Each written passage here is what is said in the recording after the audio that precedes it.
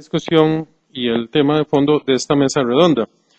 Se le recuerda al público que luego de finalizada la participación de don Héctor Sánchez va a haber un espacio para preguntas, para lo cual se va a facilitar un canal abierto a través de la vía del micrófono. De seguido tenemos la participación del máster Héctor Sánchez Ureña, licenciado en Derecho de la Universidad de Costa Rica, egresado de la Maestría de Derechos Humanos de la Universidad Nacional. Ha sido profesor de Derechos Humanos para los Privados de Libertad, asesor de la Dirección General de Adaptación Social y a partir del año 97 ha trabajado como defensor público en la defensa pública del Poder Judicial. Tiene varias publicaciones, entre estas un ensayo sobre reformas al Código Penal, ensayos sobre procesos de atención técnica, y en su experiencia académica ha sido docente de la Universidad de Costa Rica desde el año 1995 y docente de la Universidad Nacional, de la Universidad Estatal de Distancia y de la Universidad Internacional de las Américas. De seguido le doy la palabra al máster Sánchez Ureña.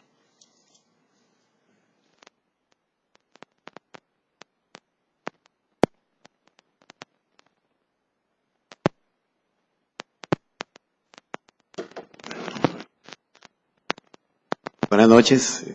Primero que todo quiero agradecerle a los doctores Álvaro Burgos y Gary Amador que tuvieron la gentileza de convocarme a este foro.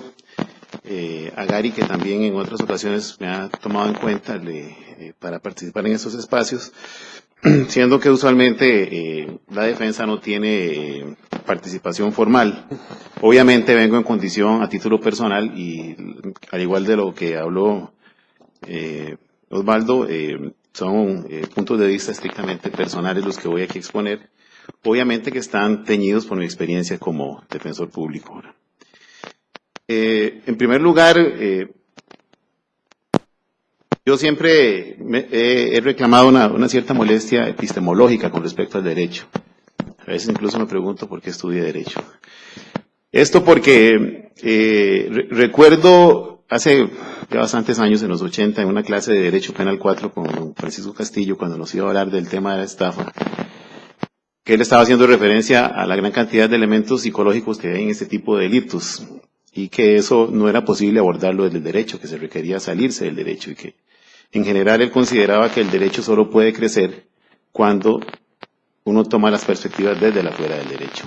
Y eso es algo que no hemos estado acostumbrados a hacer. Las explicaciones que nosotros intentamos hacer desde el punto de vista normativo son usualmente muy laxas, muy pobres.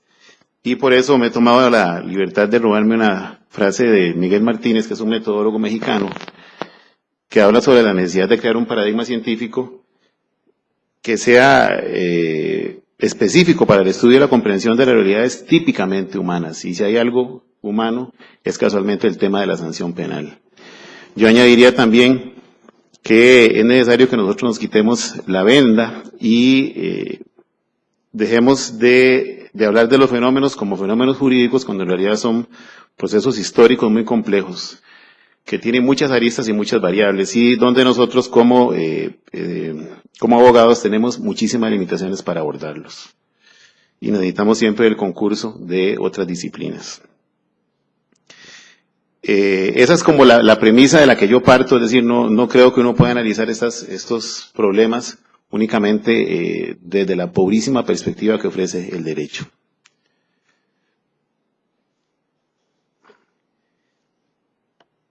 Igualmente yo creo que es imposible hablar de los temas de la ejecución de la sanción penal desvinculado, como históricamente se ha hecho, del derecho penal sustantivo. Esa visión fragmentada es, aparte de que genera falacias, es nociva, porque nos desvincula de los propósitos dogmáticos que se supone que se le establecen a la sanción penal. Un domingo de diciembre del año 70 se publicó la exposición de motivos del Código Penal que nos rige, y curiosamente un domingo, no sabía que en aquellos años pues la Gaceta circulaba en domingo. Y recuerdo, rescaté dos frases de esa exposición de motivos. Una de ellas es que dice que los centros de internamiento van a tener como objetivo defender a la sociedad y curar al delincuente. Y la segunda, en referencia al artículo 51 original, que ustedes saben que tenía una pena de prisión de 25 años, el redactor de la norma, del código, decía que pensar en una pena mayor a 25 años era el equivalente a una pena perpetua. Eso era el sustento de la redacción de ese artículo, que luego fue modificado en el año 94, pero no solo el artículo, sino que supone un modelo más integral, que si bien ahora nos puede parecer inocente y positivista, pero era obviamente más humanista que lo que ha ocurrido después con todas las reformas que ha tenido el Código Penal. No es necesario que leamos ese texto, que en realidad lo hice para que si les cuento probablemente quedo de mentiroso, entonces mejor lo traje para que vean que lo que digo es cierto. Es una relación de hechos probados que saqué de unos estudios penitenciarios, de un caso que atendí la semana pasada, una audiencia de un muchacho que está condenado a 2 años por un hurto, porque le arrebató una gorra a la víctima en una parada de buses en Alajuela. Ahí fue detenido a los 25 metros. Entonces, lo tomo como un ejemplo de para qué usamos en Costa Rica el proceso penal, ¿verdad? Si decidimos invertir, yo calculé que entre el proceso y el encierro de este muchacho se gastaron aproximadamente $12,000, ¿verdad? Un muchacho que estaba en un proceso de adicción, por cierto, y se robó una gorra en la calle, ¿verdad? Entonces, ¿cómo tenemos una visión totalmente pervertida de lo que debe ser la función del Estado en atención a estos fenómenos? Y preferimos encerrarlo en una inversión que probablemente no nos genere ningún beneficio ni a él ni a nosotros, en lugar de abordar el problema o la situación de vida que lo estaba llevando a esa conducta delictiva. Entonces les insisto, no sé si será importante, porque pusieron la marca de la gorra, supongo que es muy cara, dice marca Element, tal vez como para justificar, pero que una persona está encerrada por 2 años por arrebatar una gorra a un ciudadano. Entonces, ¿qué resuelve el proceso penal? Bueno, yo diría que muy poco o nada, ¿verdad? Con este tipo de ejemplos. Nuestro código, yo ya lo había planteado hace unos 3 años en un ensayo que escribí, se convirtió, voy a parafasear a Julio Cortázar, un modelo para desarmar. En estos años ha sufrido 296 reformas, producto de 61 leyes diferentes, muchas de ellas muy disparatadas, y sin ninguna coherencia con un modelo como el que estaba establecido originalmente. Algunos artículos, como el famoso artículo 55, en realidad han tenido 4 redacciones muy diversas entre sí.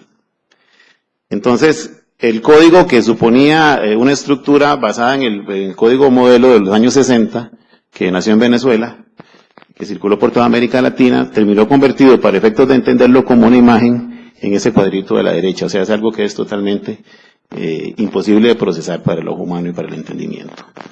Le está pasando de alguna forma el mismo proceso que ha vivido el Código Civil, ¿verdad? Que ustedes saben que ha sido desmembrado y que lo que queda, como decía don Ricardo Harbotel, es un esqueleto. Pues el código nuestro ha sido más bien inflado, saturado su esqueleto, y tenemos un modelo que tiene, por ejemplo, un artículo 51 que permitió la formalización del establecimiento de Costa Rica de la pena perpetua a los 50 años, aunque la sala, salvo 2 magistrados, hayan dicho lo contrario. Quizás los 2 aspectos más significativos son que el artículo 51 nos hable en un mismo renglón de que el objetivo de la sanción es la reinserción social y que su límite será de 50 años. Eso, por supuesto, es un contrasentido y un total despropósito. Y luego, todo el proceso que ha existido a través de reformas al Código y de leyes especiales, que ha aumentado significativamente los montos de las penas por delitos específicos. Si a eso le sumamos que la reforma del 94 al 55 eliminó la posibilidad del descuento en la primera mitad de la condena, estadísticamente tenemos un fenómeno del aumento promedio de la permanencia en prisión de las personas. Es decir, antes del año 94 y durante más o menos toda la década de los 90, un usuario que estaba en prisión a lo sumo iba a estar 16 años, 8 meses, como máximo, en años físicos, y con el proceso de reforma, ese periodo se extendió hasta los 42 años y 6 meses en el caso de las penas de 50 años. Y eso no es solo un decir, digamos, hay consecuencias concretas de esto. Pero, volviendo a lo que planteé al principio, y tocando algo de lo que habló mi amigo Osvaldo, el fenómeno no es un fenómeno normativo. Casualmente en estos días se publicó el informe del Estado de la Nación correspondiente a este año, que les recomiendo su lectura, y si no, la interesante síntesis que salió anteayer en el semanario Universidad, de donde me robé estos gráficos. Lamentablemente no salieron en la versión digital y tuve que escanearlos de la del periódico, pero creo que sí se entiende. Ellos en el semanario hicieron una elaboración bien interesante, tomando los mismos 14 o 15 países de América Latina, para ver cómo Costa Rica pasó del año 90 a ser, con base en el coeficiente de Gini, que es el que mide la desigualdad, y en esto don Elías Carranza ha hecho explicaciones muchísimo más profundas que las que yo puedo darles. Era el país menos desigual de América Latina, y vean que conforme pasa el tiempo nos hemos ido corriendo peligrosamente hacia la derecha. Por eso se hizo el estudio con base en los mismos países, ¿verdad? Y ahora nos estamos aproximando al otro extremo de la desigualdad. Eso está íntimamente vinculado con el fenómeno delictivo, al menos en los delitos tradicionales. Esto fue publicado, como les dije, el día de anteayer en el semanario Universidad. Aquí hay un gráfico que nos demuestra también la forma en que se ha comportado ya propiamente el índice de Gini en Costa Rica, donde 1 es el punto más alto de la desigualdad y 0 significa cero desigualdad. No podemos obviar entonces la relación que existe entre este fenómeno que vivimos como sociedad cada vez más desigual, más fragmentada, y el fenómeno delictivo. Y retomando un dato que usó Osvaldo, yo lo hice más cortito, con el dato del día de hoy exactamente, que hice la consulta en la oficina de radio del Ministerio de Justicia, tenemos 291 presos por cada 100.000 habitantes, que nos pone en un vergonzoso cuarto lugar de América Latina, cuando, como lo dijo Osvaldo ya, durante muchos años ni siquiera llegamos a los 100. Debo decirles que en el mes de junio o mayo por ahí, el índice pasaba de los 310, pero el Ministerio de Justicia, antes incluso de la resolución del doctor Roy Murillo, había empezado un proceso masivo de egreso de privados de libertad a nivel semi. Entonces, se llevó al nivel semi-institucional a su máximo extremo de 2.200 personas y la tasa se acomodó un poquito por menos de 300, pero aún así es una tasa de escándalo, ¿verdad? Tenemos más presos por habitante que países como México o Colombia, con historias como países muy distintas, ¿verdad? Eso no tiene ninguna justificación. Gracias a que me prestaron en una llave maya, en Excel, toda la base de datos hasta el mes de enero, lamentablemente cambió el formato del programa de cómputo, ya no existe ese archivo Excel. Pero el archivo Excel permite hacer algunos juegos interesantes para saber a quiénes encerramos en Costa Rica. Y vean ustedes que tenemos que un 41% de la gente son personas entre los 18 y los 30 años. Casi un 30% son personas entre los 35 y 40, un 15% entre los 40 y 50, un 9% casi entre 51 y 60 años. Tenemos 602 personas de más de 60 años en prisión, entre las cuales tenemos que incluir a 159 adultos mayores de más de 70 años y incluso algunos de ellos que pasan de los 90. Habíamos hecho una proyección el año antepasado con base en este mismo dato, pero el del año 2010, y teníamos personas que iban a descontar su pena con los beneficios con 105 años de edad, más o menos. Incluso uno había con 114. Se murió antes, no sabemos por qué no nos dejó cumplir la expectativa ahora, y eso que en Costa Rica no hay pena perpetua ahora. Entonces, ¿esto qué quiere decir? Quiere decir que el sistema penitenciario se está llenando de viejos, como ocurre con la pirámide etaria de la afuera. Entonces tenemos una población que aún tiene más exigencias en otros aspectos como la salud y la alimentación que la cárcel nunca va a poder atender. Por ejemplo, imagínense ustedes, vean ustedes la cantidad de gente que pasa de los 40 años, en ese momento eran cerca de 4.000 personas, y el sistema penitenciario no tiene un solo urólogo, porque en este momento la causa de muerte número 1 en el país es el cáncer de próstata, por ejemplo. Entonces, cuando se supone que una persona, un hombre, bueno, después de los 40 años, todos tenemos que ser pacientes frecuentes de esa clase de especialidad médica. Bueno, entonces, una cosa que en el afuera es básica de la atención médica, en la cárcel es imposible, y es una cárcel que se está llenando cada vez más de gente vieja. Y que seguirá siendo así, porque ahorita van a ver ustedes este otro gráfico. Casualmente usando ese mismo patrón de Excel, hice unos filtros, y tenemos a 1.063 personas con penas de más de 25 años, 719 personas con penas de más de 30 años, 244 con penas de más de 40 años y 107 personas con penas de 50 años de prisión. Eso fue en enero. Entonces, intentemos aumentar eso, digamos, con el crecimiento vegetativo que tiene la población carcelaria, y obviamente los números son más grandes. Yo siempre, es una frase que digo muchas veces, me siento estúpido, es la palabra más correcta, cuando estoy frente a un usuario, un muchacho de 20, 25 años que tiene por descontar una pena de 50 años. No tengo, como defensor, absolutamente nada que decirle, nada que ofrecerle. Su vida está debidamente ya totalmente sellada por la sanción penal.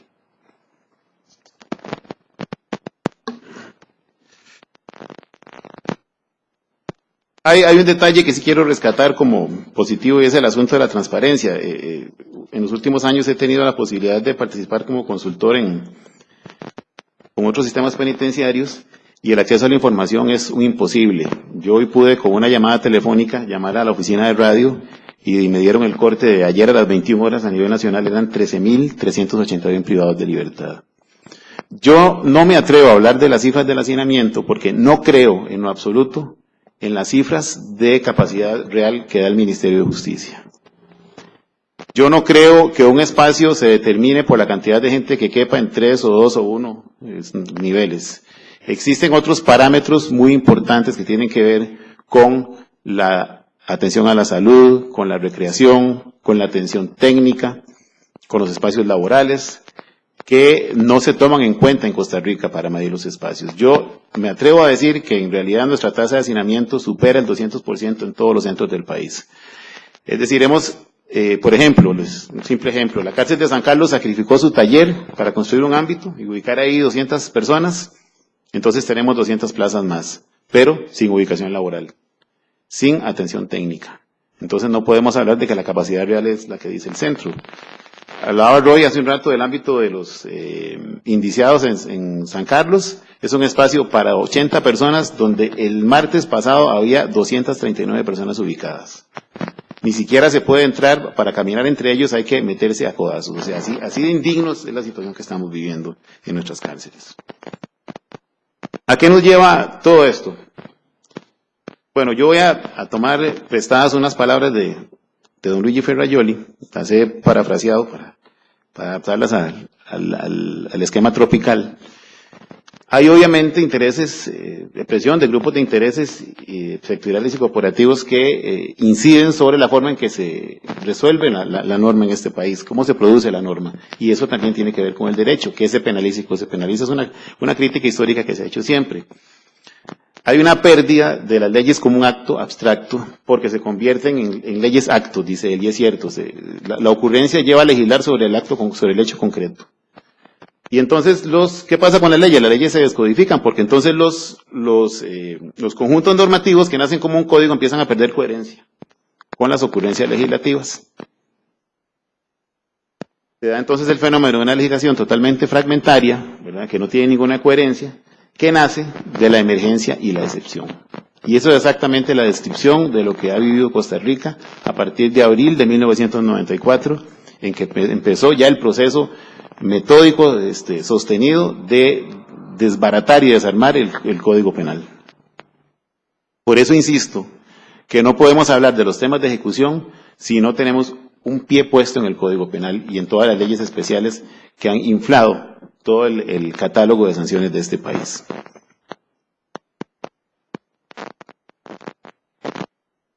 Tuve que pasar por la pena de revisar algo que había escrito en el 2010 para darme cuenta que exactamente lo que dije no había cambiado en nada. Cambié unas comas por efectos de redacción. ¿A qué nos ha llevado todo este proceso? Bueno, nos ha llevado a un aumento exageradísimo, inhumano de actos de violencia en las cárceles costarricenses, a un crecimiento también exponencial del tráfico y consumo de drogas, a la destrucción de las instalaciones, ¿verdad? Están totalmente tuburizadas, una pérdida absoluta de los más elementales niveles de la calidad de vida de la población penitenciaria y también de quienes trabajan en las cárceles, debo decirlo, vigilantes y profesionales.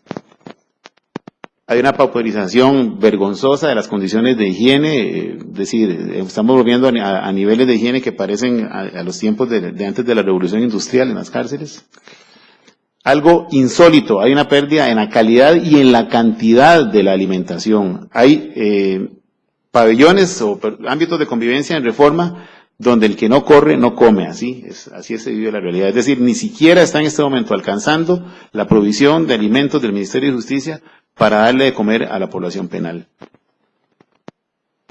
Y hay una saturación de los servicios de salud y, don Roy no me deja mentir en eso, ser paciente crónico de cualquier enfermedad en una cárcel de Costa Rica es tener un tiquete directo a la muerte, ¿verdad? Ya sea por diabetes, hipertensión, y ni hablemos de un cáncer o algo de ese tipo, ¿verdad? El acceso a la medicina especializada es prácticamente un sueño.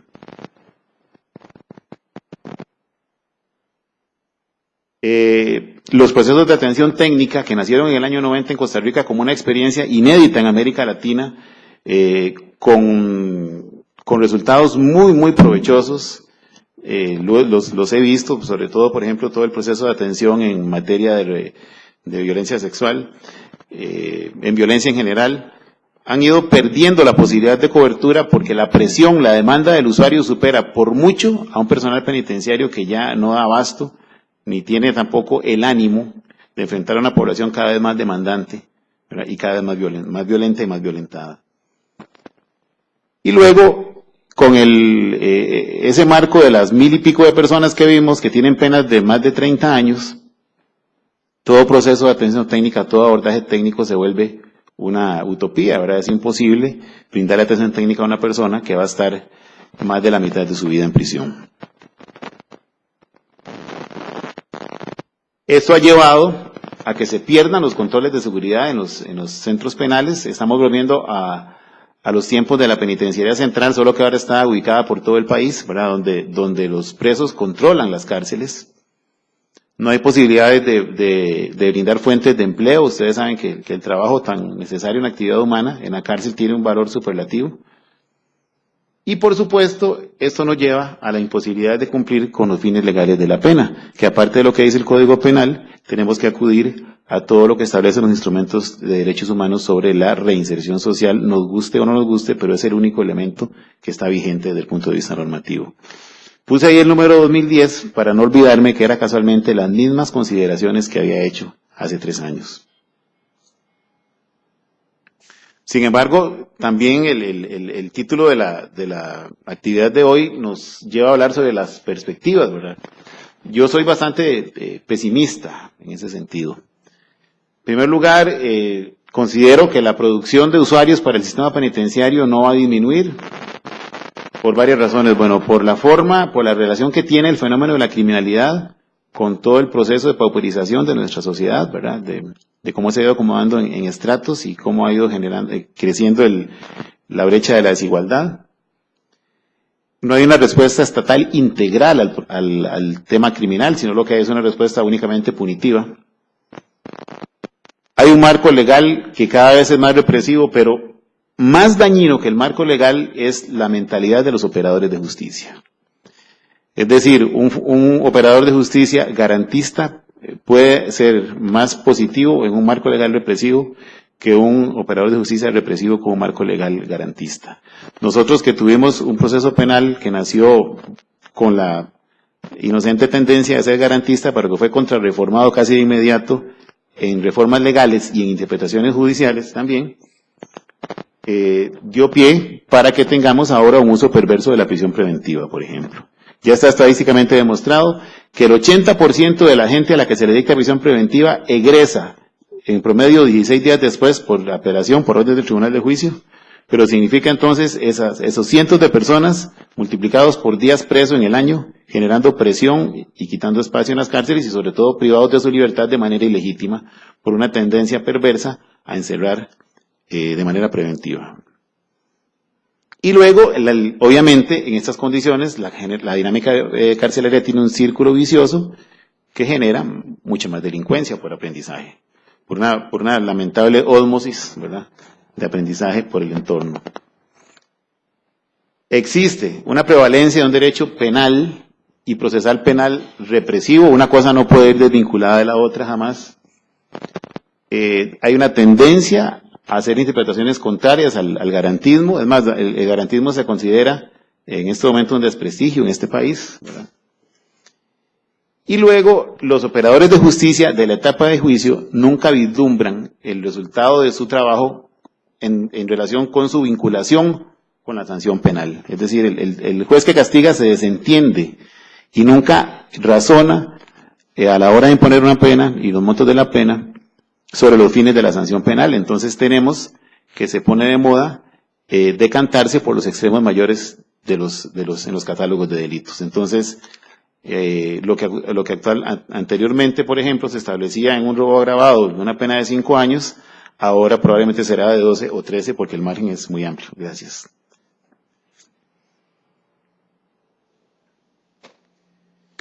Luego, y esto lo digo con todo el respeto del caso, yo siempre he dicho que, salvo una excepción muy notable, que no me pesa la boca en decirlo, que se llama doña Elizabeth Odio Benito, nunca hemos tenido después de ella una figura de peso político en el Ministerio de Justicia, y de eso hace ya casi 20 años. No solo de peso político, sino de peso académico e intelectual, como ella. Que supiera decir las cosas como debían ser, ¿verdad? Y lamentablemente, el Ministerio de Justicia usualmente tiene un promedio de 6, 7 ministros por periodo presidencial, entonces no hay posibilidades de que la figura de turno se empodere de la situación, ¿verdad? Y vean ustedes cómo pasó ahora, la presión mediática, por una cuestión que, lo digo con todo el respeto a las víctimas, es estadísticamente no sensible, si es el caso, ¿verdad?, que es el hecho de que 3 personas de casi 400 no funcionen en el egreso, hizo que el mismo ministerio retrocediera en su decisión y devolviera personas en un contexto de muchísima presión y de ausencia de discusión técnica. Yo aquí difiero absolutamente de la idea de Osvaldo. La construcción de las demás cárceles es una carrera que está perdida desde el inicio. 2 cosas. Costa Rica no tiene recursos, somos como una familia que no tiene casa y que pide prestado para pagar el alquiler y el diario, como dijo hoy el ministro de Hacienda, porque ya los gastos corrientes, los ingresos corrientes no nos permiten ni siquiera sobrevivir. Entonces no podemos pensar en proyectos constructivos, porque las cárceles son muy caras, y no es solo construir, requieren equipo y personal. Pero además, eso no nos lleva a ningún lado, porque la producción de usuarios, como ustedes pudieron ver en los gráficos que les presenté, es un cuento de nunca acabar. Entonces, tendríamos que construir aproximadamente una cárcel para 500 personas cada 2 meses, para poder equipararnos con el frenesí punitivo de este país. Y eso creo que no lo puede hacer ni siquiera Estados Unidos, que tiene probablemente el presupuesto más grande del mundo. Los brazaletes son una apuesta bastante ingenua, que puede ser útil en casos muy concretos. Por ejemplo, el incidente por enfermedad, donde la persona tiene que estar ubicada en un espacio determinado. Pero en nuestro modelo de egreso, la parte exitosa ha demostrado que la reinserción social requiere movilización, ¿verdad? Así es que no es una solución masiva. El gran esfuerzo que ha hecho mi queridísimo amigo Roy Murillo con la ley de servicio penitenciario me parece que es muy razonable, que puede mejorar algunas situaciones concretas, pero sigo pensando que el tema de ejecución debe abordarse también desde lo penal. Y hay iniciativas ahí que me parecen muy válidas, sobre todo, por ejemplo, el establecimiento en la ley de un tribunal de apelaciones para la materia que nos ocupa. Ya son 16 años que el Poder Judicial ha cerrado los ojos y ha violado el principio de especialidad que establecen las reglas de Brasilia. En la página de la Corte dice que las reglas de Brasilia son el norte institucional, pero sin embargo eso no alcanza a la población privada de libertad. Hemos hecho propuestas desde la defensa pública alternativas, como por ejemplo, de encargar un tribunal de juicio de los ya existentes, como se hizo en materia penal juvenil con tanto éxito, para que sea el que resuelva la ejecución de la pena en segunda instancia. Pues no, pues seguimos en el lento vía crucis de tener que apelar ante todos los tribunales del país en cada caso concreto y no tener posibilidad de una producción de jurisprudencia de peso que le ponga cierre a muchas discusiones que no hemos podido resolver en materia de ejecución. Es decir, tenemos tantos tribunales de apelación como tribunales de juicio en el país y eso es totalmente improductivo, ¿verdad? Hay tribunales que tienen mucho interés en el tema y resuelven con la fuerza que debe ser, pero lamentablemente eso no es la mayoría de los casos. Y en mi opinión, las resoluciones judiciales de carácter macro son en este momento imposibles de cumplir y el sistema penitenciario hace mucho tiempo asumió que no las cumple. Gracias. No he terminado. Me asustó Roy. Ya para cerrar, entonces, es imposible analizar la fase de ejecución desvinculada del derecho penal sustantivo y es imposible analizar un fenómeno como este solamente desde la perspectiva del derecho. O sea, entre abogados es muy poco lo que vamos a poder resolver. Porque el fenómeno jurídico es una manifestación de procesos mucho más complejos. La reforma legal no va a resolver el problema, puede paliarlo, y el sistema represivo debe ser una variable más y no la única de una respuesta integral al problema del fenómeno de la criminalidad. Los abordajes represivos normativos que iniciaron en el año 94 son los responsables directos más las mentalidades en aplicación de la ley de la crisis humanitaria que vivimos sin precedentes en este momento. Y yo lamentablemente tengo que decir que si dentro de 5 años me invitan a hablar de este mismo tema, seguro agarro este mismo PowerPoint y nada más le cambio las cifras, porque vamos a hablar exactamente de lo mismo. Porque realmente ese es el paisaje que he estado viendo en los últimos 20 años. Cuando pensamos que llegamos al límite, la realidad nos desborda y al otro día nos dimos cuenta que nos quedamos cortos. Solo quería cerrar con unas imágenes que tomé en Reforma el año pasado. Ustedes pueden ver, esta es la pila donde se lavan los platos, donde comen los presos del ámbito de mediana cerrada, que tiene una saturación del 198%. Esta es la forma en que ellos reciben los alimentos. Y esto que está aquí es la dieta para los diabéticos e hipertensos, ¿verdad? En condiciones totalmente antihigiénicas. Esta es la realidad que viven miles de personas todos los días en nuestro país, ¿verdad? Por eso yo soy de los que cree que tenemos que entrarle fuerte a una solución distinta al encierro, porque estamos matando a la gente y no estamos devolviendo ninguna solución, como supone, creo que es el artículo 7 del Código Procesal Penal, que es un objetivo del proceso penal es la resolución del conflicto. Muchas gracias, buenas noches.